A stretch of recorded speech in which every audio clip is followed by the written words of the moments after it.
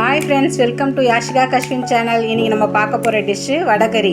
இட்லிக்கு ரொம்ப சூப்பரான ஒரு சைட் டிஷ்னால் அது வடகறி தான் சொல்லுவேன் நான். அதுக்கு வடகறிக்கு முதல்ல கடலைப்பருப்பு, நான் கடலைப்பருப்பு எடுத்துருக்கேன். அதை ஊற வச்சுட்டு ஒரு மணி நேரம் ஊற வச்சுக்கோங்க. மிக்ஸி ஜாரில் ஒரு 3 காஞ்ச மிளகாய், 1 ஸ்பூன் சோம்பு, உப்பு கொஞ்சம் போட்டு முதல்ல கிரைண்ட் பண்ணிக்கோங்க. அதுக்கப்புறம் ஊற வச்ச கடலைப்பருப்பையும் சேர்த்து நல்லா அரைச்சி எடுத்துக்கோங்க. அரைச்சி எடுத்துகிட்ட பிறகு தவாவில் நான் ஆவி கட்டி எடுக்கல, தவாவில் தோசை மாதிரி போட்டு தான் எடுக்க போகிறேன். தவாவை காய வச்சுட்டு எண்ணெய் கொஞ்சம் ஊற்றிட்டு அந்த அரைச்ச கடலைப்பருப்பை தவாவில் நல்லா போட்டு நடுவில் கேப் வரா மாதிரி வச்சுக்கோங்க. அதுக்கப்புறம் அப்போ தான் உள்ளெல்லாம் நல்லா வேகும். சுற்றியும் எண்ணெய் ஊற்றிட்டு நல்லா திருப்பி போட்டு இந்த மாதிரி குத்தி விட்டுடுங்க. அதுக்கப்புறம் தான் நல்லா உள்ளெல்லாம் நல்லா வெந்து மாவாக இல்லாமல் நல்லா வெந்து வரும். இது வெந்துருச்ச பிறகு தனியாக ஒரு பாத்திரத்தில் எடுத்து வச்சுக்கோங்க. அது ஆறட்டும்.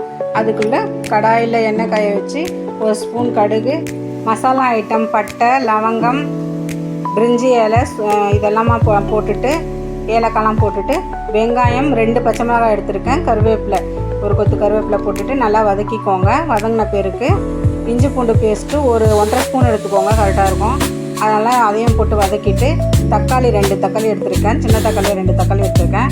அதையும் போட்டுட்டு கல் உப்பு, ஆல்ரெடி நம்ம உப்பு போட்டு கடலைப்பருப்பு அரைச்சிருக்கோம், அதுக்கேற்ற மாதிரி இது போட்டுக்கோங்க. உப்பு போட்டுட்டு நல்லா வதக்கிக்கோங்க. வதக்கின பிறகு அதில் 1/4 ஸ்பூன் மஞ்சத்தூள், 2.5 ஸ்பூன் போட்டிருக்கேன் நான் மிளகாத்தூள். அப்போ அதை கொஞ்சம் காரம் உரைச்சா தான் நல்லாயிருக்கும் அது.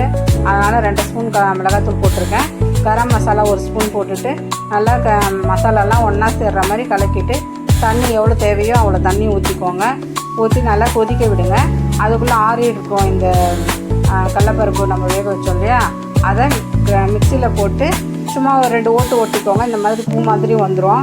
அதுக்கப்புறம் நல்லா இந்த மசாலா கொதித்த பிறகு அதில் இந்த அரைச்சி வச்சதையும் போட்டு கொத்தமல்லி, ஃப்ரெஷ்ஷான கொத்தமல்லியும் போட்டு இறக்கிட்டிங்கன்னா வடகறி ரெடி. சூடான இட்லிக்கு இதை வச்சு சாப்பிட்டோம்னா செம்ம காம்பினேஷனாக இருக்கும். கண்டிப்பாக ட்ரை பண்ணுங்கள். தேங்க்ஸ் ஃபார் வாட்சிங். பாய்.